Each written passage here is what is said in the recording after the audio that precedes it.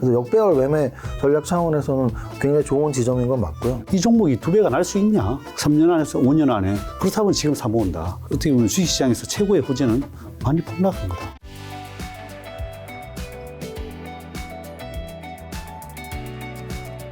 지금 두 분 다 같은 얘기 해주신 건 어쨌든 2차전지 에너지와 방산 쪽을 좀 이제 좋게 보신 것 같은데, 그럼 지금 가장 중요한 질문이 지금 장에서 어떤 주식 사고 어떤 주식 팔아야 될까요? 사실 요 질문 들으려고 요 영상 보고 있는 거 아니겠습니까? 일단 어떤 주식을 파는 게 사실 더 쉽습니다. 그러니까 이게 무슨 뜻이냐면 투자자분들 중에는 난 파는 게 어려워라고 생각하는데, 파는 거는 여러분들이 무슨 2천 종목을 갖고 있진 않잖아요. 그렇죠. 그러면 10종목 또는 20종목 중에 무엇을 팔까니까 10개나 20개만 찬찬히 살펴보면 되는 거죠. 근데 어떤 종목을 살까는 2천 종목 중에 좋은 거 고르는 거니까 사실 더 어렵거든요. 그래서 어떤 종목을 팔까를 먼저 말씀드리면, 여러분들이 갖고 있는 종목들 중에 아까 말씀드렸듯이 업종으로 봤을 때 얘는 좀 업종 대표주들도 잘 못 가고, 그렇다고 해서 업종 중소형주가 가는 것도 아니고 뭐 애매한 업종들이 좀 있습니다. 그런 업종의 종목을 보유하고 있다면 그 종목의 주가 흐름도 지금 되게 애매할 거예요. 애매한 애들은 쳐줘야죠. 그래서 좋은 장은 아니니까 적어도 내가 똘똘하고 좋은 종목을 갖고 있는 게 낫지, 애매하고 흐리멍텅한 종목을 갖고 있는 건 안 좋거든요. 그래서 1차적으로 업종에서 구분이 될 거고요. 그 다음은 재무제표 쪽으로 봐야겠죠. 왜냐면은 지금 벌써 11월이란 얘기는 내년 2, 3월이 곧이거든요. 곧.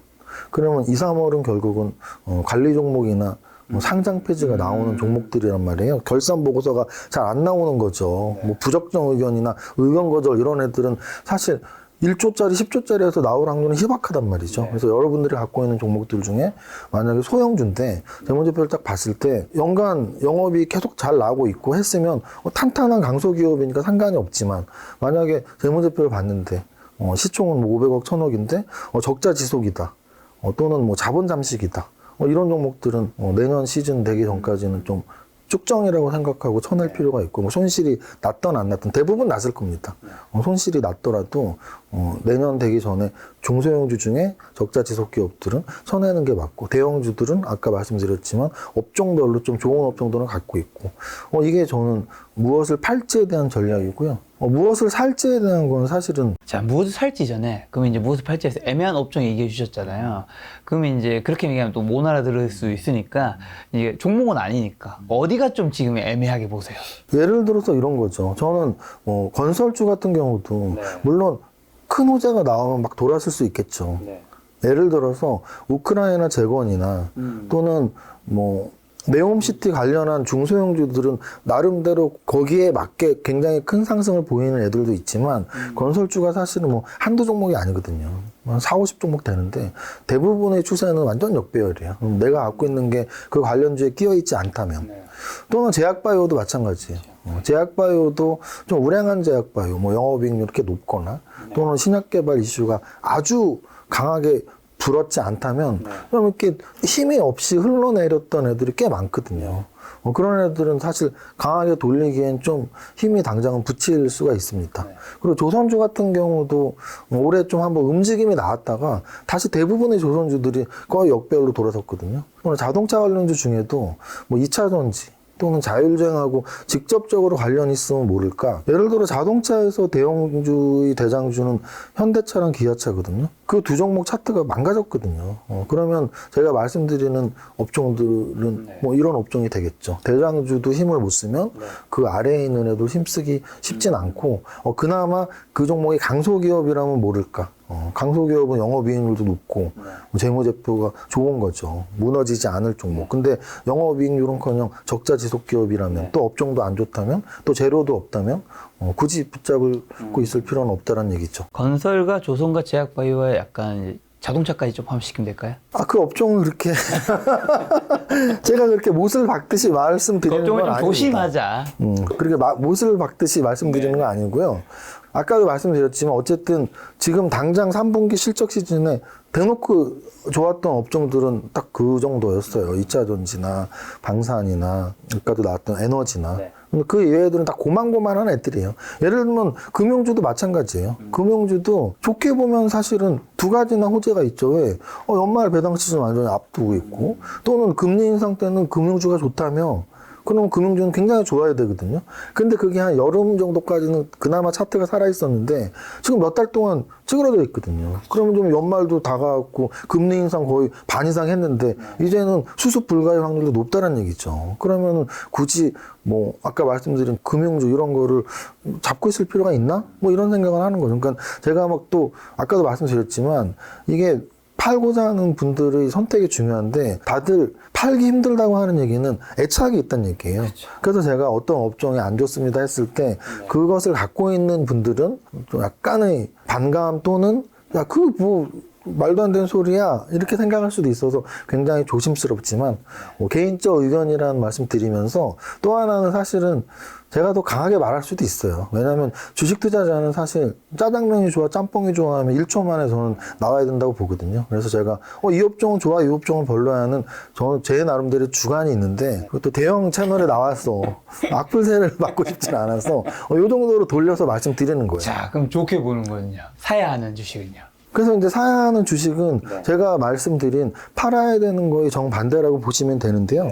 이제 정반대의 주식들 중에서 좀 더 구체적으로 말씀드릴게요. 왜냐하면 아까도 말씀드렸지만 파는 건 어렵지 않습니다. 여러분들이 갖고 있는 20개들만 비교 검토하면 우리가 줄을 세우면 되거든요.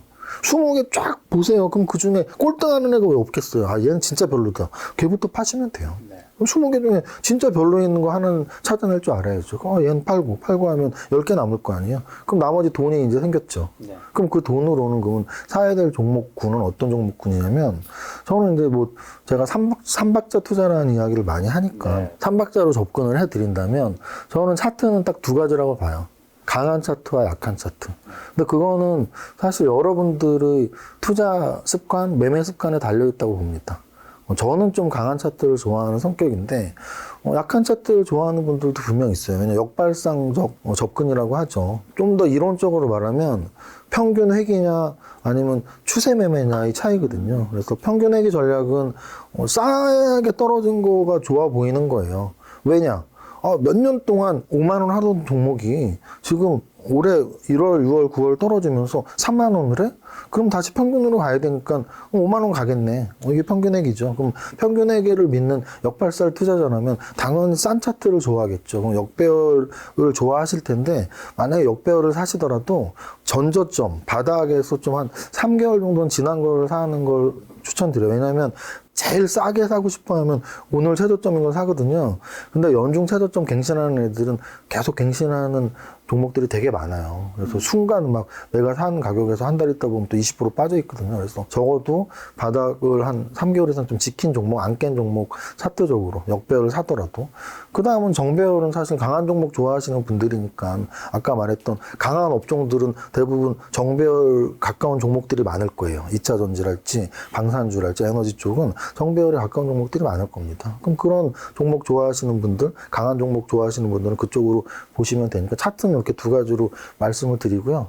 그 다음에 재무제표는 아까도 말씀드렸지만 내년 시즌이 가까워지니까 적어도 적자 개혁은 100% 좀 피하셨으면 좋겠어요. 그래서 흑자가 계속 나고 있는 그 중에서도 저는 영업이익률을 좋아하거든요. 영업이익률이 최하 한 5% 이상에서 10% 정도 수익이 나는, 내가 100원을 팔았을 때 10원, 20원 정도는 나는, 그래서 10%에서 20% 정도까지 영업이익률이 좀 나는 회사들, 그런 정도의 회사라면 강소 기업이겠죠. 또는 대형주 중에서도 우량주겠죠. 그 다음 이제 재료 측면에서는 좀 이슈가 있는 애들이 좋겠죠. 이슈라는 건 업종의 이슈일 수도 있어요. 2차 전지 요즘 좋으니까 리포트 계속 나오는 거고, 에너지에 대한 것도 요즘 좋으니까 리포트 계속 나오겠죠. 방산도 나오고. 그래서 재료가 좋은 업종 또는 종목.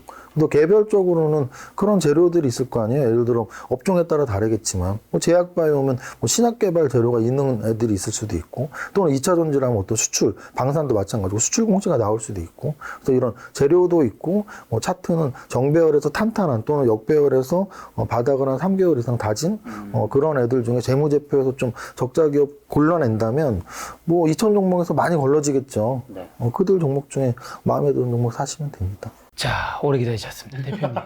저도 이 세무사님 말씀이랑 거의 비슷한데요. 왜냐하면 이 대부분 다 종목들 많이 가지고 계신 분들이 꽤 있을 거예요. 가지고 계신 분들 중에 자기들이 모르는 기업들이 너무 많을 것 같아요. 아까 뭐 적자가 나는 기업들이 있고 그런데 그렇게 안 좋은 기업들을 날리고 자기가 또 관심 있거나 잘 아는 분야가 있을 거예요. 잘 아는 분야 아니면 또 자기 주변이나 뭐 특히 뭐 예를 들면 안테나를 펼쳐서 더 알아낼 수 있기 편한 기업이 있을 거예요. 그런 기업들의 확신이 드는 기업한테 저는 팔아가지고 거기다 다 몰아라 하고 싶어. 오히려 그런 기업이다가 대부분 다 내 종목이 이게 뭐가 뭔지 이게 성장성이 있는지 없는지도 모르고 가지고 계신 분들이 너무 많은 것 같아요. 그리고 또 누구 얘기 듣고 사고 그런 기업들은 날려버리라. 오히려 날려버리고 이제 확실히 드는 기업에 사야 되는데 저야 이제 저는 보통 중소형주들을 좋아하니까 중소형주 중에서 또 뭐 물론 성장성이 있는 기업도 사기지만 또 때로는 이런 금리 인상기에는 자산주도 또 사거든요. 예전에도 한번 채널에 넣어서 자산주 얘기도 한번 한 적이 있던 것 같은데 그것 중에서도 뭐 2배, 3배 오른 것들이 많아요. 자산주들이. 이 금리 인상기에 다른 거 빠지는데도 불구하고. 그래서 왜 그런 것들이 또 이 장에 유리하냐면 현금을 가지고 자산을 가지고 새로운 것을 할 수가 있으니까. 그리고 또 뭘 안 좋은 기업들을 사들 수도 있고 새로운 사업으로 전환을 할 수도 있고. 물론 이제 이런 거는 이제 좀 저만의 이제 경험으로서 하는 거긴 하지만은 이 세무사님 말씀대로 영업이익률이 증가하고 매출액이 증가하고 이런 기업들한테 오히려 이런 회사들은 어떤 기준으로 투자를 하냐면은 이 종목이 2배가 날 수 있냐? 3년 안에서 5년 안에. 그렇다면 지금 사모은다. 근데 기간은 상관없어요. 한 뭐 5년이 될 수도 있고 5년 안에 주로 한 최소 5년 정도는 봐요. 5년 정도를 보고 3년은 최소 3년에서 5년을 봐요. 그러면 그 기간에 따블이 날 수 있냐 없냐 그걸 보고 들어가는데 지금 보면 널려 있는 것 같아요. 3년에서 5년 안에 따블할 종목들 널려 있는 것 같아요. 그것들 그렇게 본다면 꼭 성장성이 하지 않더라도 너무 많이 하락한 업종 있잖아요. 막 악재들이 너무 많이 쌓여서 하락한 종목 중에서 나올 수 있다는 거죠. 그러니까 일단은 나는 어떻게 보면 주식시장에서 최고의 호재는 많이 폭락한 거다. 많이 폭락한 것 중에서 잘 고르면 근데 회사의 이익 성장이나 이런 것들이 훼손되지 않은 기업들은 사면 된다. 그런 기업들도 물론 뭐 대형주 중에도 있고 뭐 중소형주 중에도 많아요. 그러니까 그런 것들 중에 나는 사면 된다. 그렇게 생각을 해요. 그 대신에 널려 있으니까 조금만 좁혀주시면. 지금 아까 얘기했던 이렇게 뭐 전력 관련주 중에서도 중소형주들 중에 그런 기업들이 꽤 있어요. 중소형 전력 관련주 중에 물론 뭐 전설이 될 수도 있고 뭐 여러 가지 뭐 그런 것도 될 수도 있고 그다음에 조그만 기업들도 있을 거예요. 그다음에 뭐 지금도 예를 들면 우리가 국민들이 가지고 있는 플랫폼주도 있을 수도 있어요. 플랫폼일 수도 있고. 네이버 카카오 얘기 해당될 수도 있다는 의미인 건가요? 그렇죠. 네이버 카카오 중에 네이버 카카오를 쓰든 모르겠지만 그 중에 하나가 해당될 수도 있다는 거죠. 왜냐 이런 악재가 다 나왔는데 모든 악재가 다 만발하는 상황에서도 주가가 사실은 예를 들면 최근에 불나고 뭐 윤 대표님까지 떨어지는 건 어느 정도 약간 좀 멈춘 상태죠. 멈추죠. 나는 이제 그런 여러 가지 지표를 보는데 악재가 만발하는 상황에서도 주가가 안 밀린다. 그런데도 스물스물 올라오고 있다는 거는 제 개인적인 생각은 그때가 보통 봐도 근데 카카오가 이익 성장에 훼손이 됐냐? 그건 아니라고 생각하거든요. 아니라고 생각하기 때문에 물론 네이버 같은 경우에는 이익 성장이 좀 훼손이 된 부분이 있다고 봐요. 하여튼 뭐 그런 부분에서 좀 역발상으로 접근을 하는 것도 나쁘지 않다 생각해요. 역발상적 이면에서 그렇습니다. 최근에 김작가 TV 나오신 분 중에서는 네이버 카카오 좋게 얘기하신 분이 이제 근래 보기 되게 힘들었는데 그럼 세무사님은 이 의견에 좀 공감하시는지 아니면 여전히 네이버 카카오 특히 카카오는 여전히 안 좋게 보시는 분들 많이 있으니까. 일단 그 세 가지 아까 제가 계속 말씀드린 차트적으로 본다면 아직 역별 상황에서 약간 고개를 들락말락한 정도지 완전히 들지도 않았어요, 사실은. 뭐 삼성전자랄지 최근에 이쪽 애들이 워낙 좋은 움직임을 보였기 때문에 네이버 카카오는 아마 제가 지금 차트를 당장 보지 못하는 제 기억에 올해 연중 세저점 찍은 게 아직 한 달도 안 됐을 거예요. 그러니까 뭐 그리고 올라온 상태도 그렇게 많이 올라오진 않았고 그래서 조금 더 바닥 다지는 모습은 조금 더 시간은 더 있어야지 조금 확률이 신뢰가 높아지는 그 바닥의 신뢰가 그 정도로는 차트로는 말씀드리고요. 그 다음에 이제 재료로는 그 말씀에 동의해요. 뭐 안 좋은 얘기가 다 나온 다음에 뭐 이게 악재의 소멸은 호재의 소멸은 악재 이런 관점으로 본다면 플랫폼 쪽은 지금 김 작가님도 힌트를 주신 건데요. 여기 김 작가님의 채널에 국내에서 정말 분석 잘 하시는 많은 분들 또는 이 투자자들하고 소통 많이 하는 뭐 증권사 분들이나 굉장히 많은 분들이 나오시잖아요. 근데 카카오랑 네이버를 좋게 생각하시는 분들이 별로 없으시다면 그게 소위 말하는 뭐 대중의 뒤안길 같은 걸 수도 있겠죠. 그래서 역배열 매매 전략 차원에서는 굉장히 좋은 지점인 건 맞고요. 그다음에 이제 결국은 그럼 남아있는 삼박자 중에 남아있는 건 재무제표인데요. 뭐 재무제표 같은 경우는 아까 말했던 그런 쪽 애들, 뭐 2차 전지나 방산, 이쪽 애들보다 막 실적이 지금 막 굉장히 좋게 나오는 상태는 아니에요. 그래서 결국은, 많이 떨어져 있는, 근데 고점 대비 정말 많이 떨어져 있는 거죠. 아까 말했던 2차 전지는 오히려 연중 최고점 가까이에 있다면 네이버랑 카카오는 거의 3분의 1 토막에서 4분의 1 토막 사이거든요. 그러면은 삼성전자도 반이 안 났고 하니까 대형주 중에서는 가장 많이 빠진 두 종목이 아닐까 싶습니다. 특히나 카카오가 좀 더 떨어졌어요. 네이버가 한 3분의 1 토막 가깝게 났고. 네이버가 한 60%, 카카오가 한 70%. 네, 3분의 1 토막 좀 났고 얘는 한 3.5분의 1 토막 났는데 많이 떨어진 관점. 그러면 많이 떨어진 종목은 결국은 이게 없어지는 애냐 아니면 다시 살아날 애냐의 관점으로 봐야 되는데 없어질 수는 없지 없어질 않나요? 종목은 아니라고 저는 보고 있고요. 또는 지금 우리나라 대중의 저변에 이미 많이 다 깔려있기 때문에 뭐 수익성이 당장 최근에 올해 사실 적자 전환하는 기업들도 꽤 많거든요. 그렇다고 해서 올해 적자 전환 또는 작년에 적자 전환하는 기업들이 영원히 적자 전환을 끝나진 않단 말이죠. 그래서 결국은 턴어라운드 시점 또는 실적 호전이 어느 정도에서 많이 나올 수 있는지 요번 3분기는 역시나 아니었으니까 아까 말씀드린 업종처럼 큰 반등은 나오지 않았지만 뭐 또 다음 분기에 또 좋은 실적이 나올 수도 있는 거고 지켜봐야겠죠. 가격 측면에서는 싼 메리트는 분명히 존재합니다. 아까 세무사님이 자동차 섹터 얘기해 주셨는데 내년에 경기 침체 온다는 얘기 들리면서 그리고 특히나 원래 오랜만에 상반기만 해도 자동차 주문이 이제 굉장히 밀려가지고 몇 개월, 뭐 1년, 2년 기다렸다는 얘기도 있었지만 요즘에는 주문을 취소한다는 얘기가 있더라고요, 굉장히. 왜냐면 이제 경기가 안 좋아지면서 내 자산이 이제 뭐 주식, 부동산 빠지니까 이 돈이 없으니까 자동차 쪽 취소한다고 하는데 대표님은 자동차 섹터, 현대차기 어떻게 보고 계세요? 지금 근데 환율이 엄청 높잖아요. 취소를 하는데 지금 2년을 기다려야 된다. 예를 들면 제네시스 2년 기다려야 된다 그러더라고. 2년 기다려야 되는데 국내에 왜 2년 기다려야 되냐. 국내에다 물건을 안 주고 해외에다 수출하니까 그런 거예요. 그렇대요. 해외에다가 수출하는 환율이 좋으니까 해외 수출하는 게 돈이 더 버니까 국내에서 제조해서 그냥 수출하고 있대요. 그래서 국내에다가 줄 게 없는 거지. 반도체도 없는 데다가 국내에다 안 주고 해외에다 하는 게 훨씬 마진이 좋으니까. 그래서 뭐 그 부분에서는 긍정적이지 않나. 환율적인 면에서는 아주 긍정적이다. 그렇게 보고 물론 이제 해외 물론 뭐 자회사들 진출해 가지고 있지만 지금은 이제 수출이 더 유리한 구간이다 보니까 그 부분에서는 긍정적으로 보고 있고 차트는 안 좋은데 그 주식이 요즘 이제 왜냐하면 다른 거 빠질 때 얘는 하나도 안 빠졌잖아요. 다른 거 빠지고 요즘은 이제 추세가 어떠냐면 대부분 다 방망이를 짧게 잡고 이게 어느 정도 지속적이지는 않더라고 주식이 좀 오르다가 또 빠지고 또 거기 또 새로운 걸 또 찾아서 또 올라오고 이게 그러다 보니까 이게 뭐 아까 좀 네이버 카카오도 아까 얘기했지만 카카오도 물론 반등은 줄 수 있지만 또 바로 하지는 못할 거예요. 그래서 지금 반등 구간이라고 느껴져요. 왜냐하면 약간 악재가 나오는데도 뭐 이렇게 버티고 있다는 걸 한번 튀겠다는 거거든요. 그러면 이제 물론 튀어서 이제 물론 받고 내려오고 이런 과정이 더 필요하죠. 중기 추세를 탈환해야 되니까 지금 현재상 그러나 이제 뭐 장기적으로 한 뭐 3년이나 5년 후에 봤을 때 매출이나 이익이 더 증가할 기업이냐, 실적이 더 잘 나와서 그런 주가로 긍정적으로 갈 수 있는 기업이냐, 그것만 보시면 될 것 같아요. 물론 자동차적인 면에서도 어쨌든 저는 물론 전기차가 앞으로 계속 쓰여지면서 그리고 환율적으로는 상당히 지금 수혜를 보고 있는 입장이죠. 우리나라가 지금 이 환율이 1,400원대예요. 이런 우리가 수출을 하고 있는데 이렇게 기회가 없다고 생각을 해요. 그리고 이 환율도 계속 유지되지라고는 생각을 안 해요. 저는 좀 떨어진다고 보시나요? 저는 나는 개인적으로 미국의 주식이 있다면 팔아서 지금 국내 주식을 사야 되지 않나. 지금이 이 환율을 미국 주식 다 팔아가지고 국내 주식 사야 돼. 그냥 개인적으로 그렇게 생각을 하고 있습니다. 환율이 어쨌든 좀 떨어질 걸 보시는 입장인 거네요, 그러면. 네, 지금의 환율은 상당하게 저는 환율이고.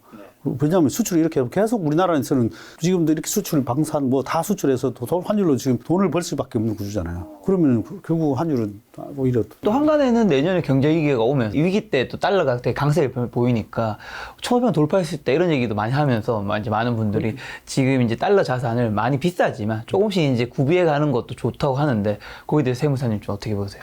달러 같은 경우에 이게 이제 주식은 어떻게 보면 뭐 작전이 붙으면 정말 막 2배, 3배, 4배도 가고 또는 정말 안 좋은 종목은 빵원까지도 가고 근데 환율이라는 건 정말 우리나라가 망하지 않는다면 적정 환율이라는 게 분명히 있거든요. 뭐 요즘 최근에 재테크에 관심을 갖거나 최근에 환율만 보시는 분들은 뭐 1,400원일 수도 있지, 뭐 1,500원 갈 수도 있지 하겠지만 1,500원까지 가는 경우는 1, 20년에 한 번 오는 환란의 시대 정도이거든요. 그래서 만약에 말씀하신 것처럼 다 가정의 경우인데요. 내년에 정말 우리나라의 경제가 IMF 정도로 뭐 아시아 국가들이 다 경제 위기가 올 정도면 뭐 1,500원이 아니라 1,800원도 가겠죠. 그 뭐 가정의 상황이니까 상황의 가정을 한다면 뭐 너무 안 좋으면 2,000원은 왜 못 가겠어요. 근데 이제 평균적인 우리가 상식적으로 예상할 수 있는 선이라면 1,400원을 넘은 이 시점도 사실은 굉장히 고환율인 거고요. 적정환율은 제가 주식을 20년 이상 했지만 적정환율은 늘 1,200원 중심으로 왔다 갔다 했던 것 같아요. 1,200원 밑에서 1,100원에서 움직이거나 1,250원에서 움직이거나. 근데 1,300원을 돌파해서 1,400원까지 돌파했다면 제가 추세 매매자로서만 본다면 1,300원, 1,400원, 1,500원, 1,600원까지 가락률이 더 높아라고 하겠지만 환율은 안 그럴 확률이 높다는 얘기예요. 왜냐하면 이게 콩 가격이건 무슨 옥수수 가격이건 주식이건 다 2배, 3배가 갈 수 있지만 환율은 하나의 가치가 아니고 한 나라의 화폐 대 화폐의 비율이거든요. 그러면 1,500원, 1,600원, 1,700원 간다는 얘기는 진짜 우리나라의 돈의 가치가 현격히 싸지는 경우거든요. 그건 아주 특별한 상황이라서 뭐 그런 상황이 올 수도 있겠죠. 근데 안 올 확률이 훨씬 크다라고 말씀드리는 거예요. 그럼 세무사님도 대표님처럼 미국 주식 있다면 팔고 한국 주식을 사는 게 훨씬 더 낫다고 같은 입장이신 것 같네요. 근데 꼭 그렇진 않죠. 네.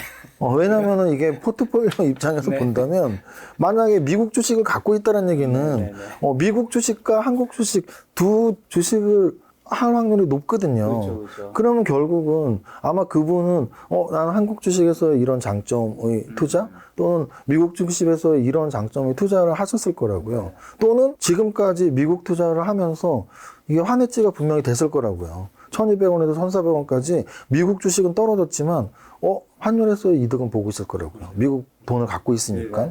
그거와 똑같습니다. 그러면 그런 효과를 누리는 게 바로 분산 효과고 투자의 분산 효과거든요. 그걸 계속 누리려면 사실은 뭐 계속 갖고 있는 게 나쁘다고만은 볼 수는 없죠. 자, 작년에 이제 고점이 3,300에서 지금 이제 2,100, 뭐 좀 올라오긴 했지만 어제 굉장히 많이 떨어졌는데 솔직히 두 분의 주식 투자 성적표가 뭐 정확하게 얘기할 수는 없겠지만 좀 어느 정도 어떠셨는지 좀 궁금하고 그럼 최근에 두 분의 주식 투자하시면서 가장 큰 고민 뭐가 있을까요? 이 하락장을 두 분은 우리 개인 투자들 지금 온몸으로 그냥 다 맞으셨는 건지 몸빵을 하신 건지. 몸빵 하고 있죠. 몸빵 하고 있는데 뭐 하락한 종목도 있고 또 대신 이제 저는 이제 아까 자산주에 좀 집중을 해서 좀 피해를 좀 덜 보고 있는 상황이고 개인적으로는 그게 이제 자산주와 중소형주를 하다 보니까 중소형주를 좀 많이 종목을 줄여놨어요. 그래서 그걸 좀 선택과 집중을 좀 하고 있는 상황이라 좀 제 같은 경우에는 피해를 좀 덜 봤습니다. 종목을 줄였다는 뜻이 종목 개수를 줄였다는 건가요? 개수를 그걸 많이 플러스 줄이고 금액도 같이 줄였다는 건가요? 네, 금액도 다 줄이고. 그래서 왜 줄이신 건가요? 언제부터? 작년부터 줄인 이유는 뭐 여러 가지 요인인데 일단 금리 인상기를 생각을 했고 그다음에 제가 이제 저는 아까 지표 중에 매크로 지표 중에 아주 간단하게 심플하게 보는 게 금리거든요. 금리만 보고 금리가 이제 인상기냐 하락기냐. 자, 세상에서 돈을 풀어 사 할 때는 전자산 넣어가지고 올인을 해야 되는 거고. 그런데 이제 금리를 이제 인상하면서 사지마 하지마 하는 다 사인하고 하지마. 이제 그다음에 돈도 걷어들이겠다는 뜻인데 그러면 그때는 이제 최소한 내가 자산을 빼야 되는 거죠. 그리고 그 중에서 나는 뭘 뺄 것이냐, 뭐 채권을 뺄 것이냐, 뭐 건물을 살 것이냐, 현금을 뺄 것이냐, 아니면 집으로 살 것이냐 그런 부분에서 이제 사람마다 스타일이 다 다르겠지만 이제 뭐 제 같은 경우에는 오히려 뭐 집을 빼서 전세로 옮긴다든지 오히려 사서 전세를 큰 데다 옮겨버려 돈을 뺄 때 현금으로 빼든지 그 다음에 자산주를 사 모은다든지 뭐 이런 것들을 좀 집중을 한 거죠. 그리고 종목이 제 같은 경우는 종목을 원래 많이 가져가는 편이에요. 개별 종목을 한 50개 이렇게 가져가는데 작년 같은 경우에는 다 올라버리니까 다 거의 뭐 이제 한 열 몇 개 남겨놓고 다 올랐어요. 하여튼 열 몇 개 다 올라버리니까 이제 안 오른 것만 남아있는 거죠. 안 오른 것만 남아있고 그 다음에 이제 안 오른 것만 남아있는데도 그 안 오른 것들 중에 올해도 한 2-3개가 많이 올랐어요. 안 오른 것 중에. 그 다음에 또 그 안 오른 것 중에서도 대부분 다 퍼센티지는 다 올라가 있어요. 그런데 제 같은 경우는 3년, 5년을 들고 있다 보니까 5년 넘게 들고 있으니까 그렇게 좀 된 것 같아요. 왜냐하면 개별주들이 다 올라서 살 게 없는 거죠. 제 같은 경우는 살 게 없어서 그랬던 것 같아요. 그래서 이제 특히 이제 자산주나 뭐 이렇게 사모았던 것 같아요. 세무사님은요? 뭐 제 투자 성과를 구체적으로 말씀드리기는 그렇지만 큰 틀로 말씀드린다면 저 같은 경우는 추세 추종을 하는 사람이기 때문에 뭐 상승장에서 그 상승장 지수보다 좀 더 수익률을 추구하는 거고 이제 하락장에서는 당연히 손실이 나겠죠. 추세 추종이라는 건 결국은 지수의 흐름에서 좀 더 잘하려고 하는 거니까 지수가 떨어지면 제가 갖고 있는 종목들도 대다수 떨어지거든요. 근데 이제 떨어질 때 사실은 차트 매매, 추세 매매 하는 게 좋은 게 뭐냐면 작년 7월 이후부터의 주가의 흐름은 사실은 역배열의 전환 과정이거든요. 그러면 적어도 한 작년 8월, 9월까지는 약간의 미련이 남아있단 말이에요. 이게 잠깐의 조정으로 끝나고 다시 뭐 3,500, 4,000 갈 수도 있어라는 약간의 믿음이 남아있는 거죠. 근데 이제 그 믿음이 1월달 정도 됐을 때는 근데 아니구나라는 게 바로 오죠. 그래서 1월달에 하락해서 좀 조정이 이제 하락장으로 완전 전환했구나라는 걸 알 수는 있습니다. 추세를 보는 사람들은. 1월, 2월은 잘 피한 것 같아요. 그러니까 손실이 안 났다라는 게 아니라 이제 바닥이야 막 이렇게 공격적으로 할 필요는 없었죠. 네.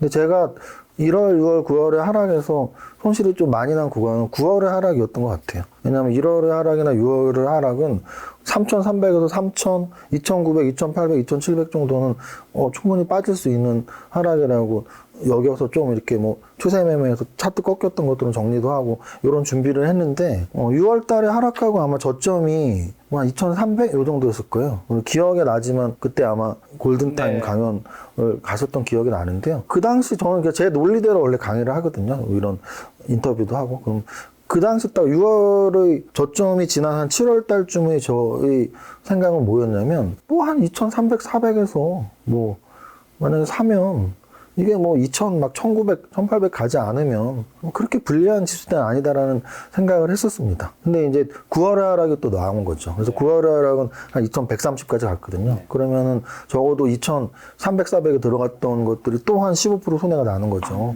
그래서 9월의 하락에서 조금 손해가 컸던 것 같고요. 그 다음 지금 다시 또 저는 약간은 이제 희망을 갖고 추세가 꺾였던 종목 이렇게 팔면 현금이 생기잖아요. 네. 근데 이거 좀 살아나네? 라면서 이렇게 좀 괜찮은 종목들에 또 이제 관심을 갖고 있는데 만약에 또 9월에 하락 같은 하락이 한 번 더 나온다면 그럼 한 번 더 나온다면 결국은 전저점을 무조건 깬다는 얘기거든요. 그럼 2,130이 전저점이면 깨면 무조건 이건 1,900까지 간다는 얘기예요. 그러면 또 한 번 손실이 나겠죠. 그러니까 결국은 바닥을 예측했을 때의 그 기회 비용이라고 생각해요. 네. 그러니까 이게 이제 예측 매매의 단점인 거고요. 만약에 확인 매매를 하는 분들이라면 아까 말씀드렸지만 바닥에서 적어도 3개월은 지나고 바닥에서 적어도 한 10에서 15% 이상 왔을 때 그럼 오늘의 시점에 아까 말씀드렸지만 2,130에서 2,330이면 9%일 거예요. 9% 정도 되고 한 달 정도 됐죠. 네. 아직까지도 저는 예측 매수 영역이라고 보고요. 확인 매수를 하시는 분들이라면 적어도 연말까지 한 2,400 정도 왔을 때 매수하면 조금 확률이 높아지죠. 신뢰도의 확률, 그 2,130이 바닥이었을 수도 있구나 하는. 근데 예측 매수분의 기회비용은 아까 말씀드렸지만 9월분에서 9월에 하락해서 꽤 크게 좀 났던 것 같아요. 네. 그럼 코스피 3,300부터 지금까지 하락했을 때 좀 되돌아봤을 때 우리가 좀 뭘 놓쳤고 그 다음에 이번 장에서 우리가 좀 어떤 교훈을 가져가면 좋을까요, 대표님? 작년에 한번 이 채널에 나와가지고 좀 말씀드린 게 그게 피터리치의 칵테일 파티 이론을 말씀드린 적이 있어요. 맞아요. 근데 지금이 이걸 대입해야 되는 단계인가 아닌가. 그래서 어떤 것 같아요. 물은 적이 있어요. 그 당시에. 근데 가만히 생각해 보면 그때가 거의 칵테일 파티 이론의 4단계가 아닌가 싶었어요. 왜냐하면 지금 돌아보면 그 당시에 특히 유튜브도 경제 채널들이 많이 생기면서 사람들이 공부도 많이 하고 다 모두가 박사가 다 됐던 거지. 모두가 다 지식도 많고 그래서 모두가 주식들을 다 또 많이 올라가고 이래서 다들 어떻게 보면 빵빠레를 올리고 이런 상황이었는데 개인이 뭐 웬만한 투자자보다 수익률이 좋을 수익이 좋고 이제 어떻게 보면 펀드 매니저들을 오히려 야 뭐 헛소리 하지 마라 하고 자기가 댓글도 많이 달리고 그랬거든요. 그랬는데 그런 사람들이 너무 많이 나왔다는 거죠. 그 당시에. 그때 지금 되돌려 보면 그 생각을 하면서도 더 많이 못 줄였다는 거. 더 많이 못 줄였다. 그런 게 이제 저는 그런 거를 제 제자들하고도 얘기를 많이 한 적이 있어요. 그러면 야 나는 내년에 주식 다 팔 거야. 내가 못 팔면 내한테 나를 좀 더 날 떠밀어 줘. 나한테 모든 서로 꼭 얘기를 하자 이렇게 해놨는데도 그 있는 사람들 제자들도 다 못 팔고 나도 못 팔았어. 그러니까 그 정도로 이게 알고도 주식이라는 게 비우기가 정말로 힘든 것 같아요. 사람이라는 게 시장은 어떻게 보면 이제 이런 금리 인상에 예측을 하는데 내가 가진 주식이 또 내 주식이 오를 것 같고 또 뭐 내 주식은 피해가 없을 것 같고 이래서 더 가지고 있었던 것 같아요. 근데 이게 결론적으로 보면, 그럴 때는 시장의 흐름을 못 이겨내는구나. 또 한번 뼈저리게 느낀 거죠. 시장을 못 이겨내고. 그러면 이제 그럴 때를 대비해서 어느 정도 현금을 좀 많이, 비중을 많이 높여야 되는구나. 그래서 이번에 제가 되돌아보는 복귀로는 그래요. 복귀로는 다 팔고 오히려 반대 포지션을 더 취했으면 더 많이 벌었을 건데, 이 생각은 조금 들어요. 놓친 부분은. 제가 놓친 걸 말씀드리면, 저는 작년 여름쯤에 요 김 작가 TV에 나와서 정확히 말했던 기억나요. 그 7월 말, 8월 말 그때 매달 나올 때인데 한 2연속 음선이 나왔을 때 장이 좀 그러네요. 맞아, 기억나요. 연말까지 계속 음선이 나왔거든요. 그래서 저는 한 7, 8월, 9월쯤에 좀, 고점인가? 저는 기간을 되게 중요하게 생각하는데, 1년 3개월 상승했는데 음선이 두세 개 나와버리니까, 고점인가? 이런 생각을 해서, 아까 말씀드렸지만, 1월하고 6월은 그래도 잘 피하고 했었거든요. 근데 이제 9월 달에 크게 맞고, 이런 것들이 다 아시겠지만, 금리가 생각보다 훨씬 빠르게, 자이언트 스텝 0.5를 넘어서 0.75 심지어 1.0은 한 번도 아직 안 나왔지만 1.0이 나온 적도 있죠. 말이 1.0 할 수도 있어라는 말은 태어나서 처음 들었거든요. 그래갖고 그럼 내가 놓친 건 뭐였을까? 원래 제가 주식하면서도 금리 인상 시기는 계속 있었단 말이죠. 그럼 놓친 건 뭐지 했을 때 약간 스스로의 위안인데요. 러시아 전쟁은 내가 놓친 건 아니고 생각보다 되게 길어지고 강하게 전쟁이 진행됐구나라는 거. 왜냐하면 금리 인상의 과정에서 보면 어찌 보면은 이게 경제 외적인 게 경제에 어느 정도 영향을 미치냐에서 꽤 영향을 미칩니다. 우리 생각 이상으로. 왜냐하면 지금 금리 인상 시기지만 돈이 많이 풀려서 금리 인상 시기죠. 그럼 돈이 왜 많이 풀렸죠? 제로금리였죠. 제로금리가 된 게 경제 내부적인 상황은 아니었거든요. 왜? 우린 다 알잖아요. 코로나 때문에 제로금리가 된 거거든요. 코로나가 당연히 경제 외적인 거죠. 경제 외적인 코로나에 의한 경기 침체 가능성이 있으니까 경기 침체 오면 안 되니까 돈 풀어. 그래서 제로금리가 된 거죠. 마찬가지로 지금 저는 금리 인상이 강하게 오는 게 물가 인상 때문이잖아요. 근데 물가 상승의 요인이 여러 가지가 있지만 돈이 많이 풀려서도 있지만 그건 당연한 거고. 근데 그건 정상적인 경제 행위라는 거죠. 돈이 많이 풀려서 물가가 올라가는 거. 우리의 수요 측면에서 돈이 많이 풀려서 물가가 오르는 이유는 간단해요. 우리가 자동차도 사고 맛있는 소고기도 먹고 옷도 사고 그래서 물가가 올라가는 거거든요. 수요가 많이 몰리니까. 근데 지금 이번 물가 상승은 수요 측면에서만 상승이 아니에요. 공급 측면에서의 상승이 훨씬 크게 좌우했을 수도 있다라는 거죠. 왜? 물가 상승에서 가장 큰 부분이 에너지하고 곡물가였죠. 에너지 상승과 곡물가 상승이 러시아 전쟁의 영향이 굉장히 크거든요. 제가 잘못한 게 아니라 푸틴 탓을 하는 거죠. 이렇게 생각보다 전쟁이 길어. 현대전이 일주일 한 달이면 끝났어야 되는데 1년이나 계속되네? 언제 끝날까? 계속 그런 생각을 하면서 약간 위안을 하고 있고요. 제 스스로한테는 그렇게 잘못됐다는 생각하지 않습니다. 왜냐하면 저는 하락장에서 손실 나는 건 어찌 보면 당연하다고 생각을 하기 때문에 내가 큰 잘못을 한 건 아닌데 약간 러시아 전쟁이 생각보다 기네. 그거를 예측을 못하거나 내가 러시아 전쟁에 대한 조사를 좀 등한시했구나. 이 정도 생각은 들고요. 그 다음에 이제 약간 초보자분들에 대한 놓친 건 이거라고 제가 말하고 싶은 건 상승장에서 하락장에 대한 준비가 안 돼 있었을 거고요. 그 이유는 공부가 안 돼 있었기 때문이에요. 왜냐하면 공부는 여러 가지가 있습니다. 주식의 과거사를 공부할 수 있죠. 여러 가지 책을 통해서 또는 차트를 통해서. 차트를 조금만 볼 줄 아시는 분들이 월봉 차트나 주봉 차트를 본다면 주식시장은 언제나 큰 위기가 있고 상승을 하고라는 걸 직관적으로 알 수 있어요. 그러면은 코로나 1400부터 3300까지 왔으면 언제든지 떨어질 수 있다는 건 사실 공부가 조금만 되면 알아야 되거든요. 그럼 그 떨어지는 과정에서 내가 할 수 있는 건 두 가지밖에 없습니다. 정신적으로 이겨내는 거죠. 그러면 미리 마음의 준비를 한 사람들은 사실 이겨낼 수 있죠. 근데 상상조차 못하신 분들은 그냥 주식은 매일 오를 줄 알았던 분들은 매일 오르는 거 아니었어? 왜 또 자꾸 매일 떨어져? 이렇게 못 받아들이시는 거죠. 근데 저는 못 받아들이시는 그런 정신적으로 약한 분들이 멘탈 관리가 안 되는 분들의 공통점은 멘탈이 아니고 사실 공부라고 생각해요. 차트 공부가 되어 있고 과거의 차트만 한 번이라도 이렇게 볼 줄 안다면 언제든지 떨어질 수 있구나라는 생각을 할 수가 있고요. 그리고 또 하나는 자기 자신의 패턴을 좀 명확하게 인식하고 들어오신 분들은 하락장을 더 잘 이겨낼 수 있습니다. 왜냐하면 매매 차원으로 들어오신 분들은 사실 하락장에서 큰 손실이 안 날 수도 있어요.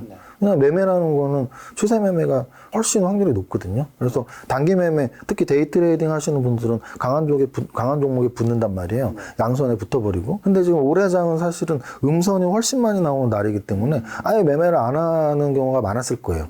트레이딩 연습이 좀 되신 분들은. 그럼 손실이 줄을 수 있었겠죠. 또는 매매의 관점이 아니고 투자의 관점으로 들어왔으면 어땠을까요?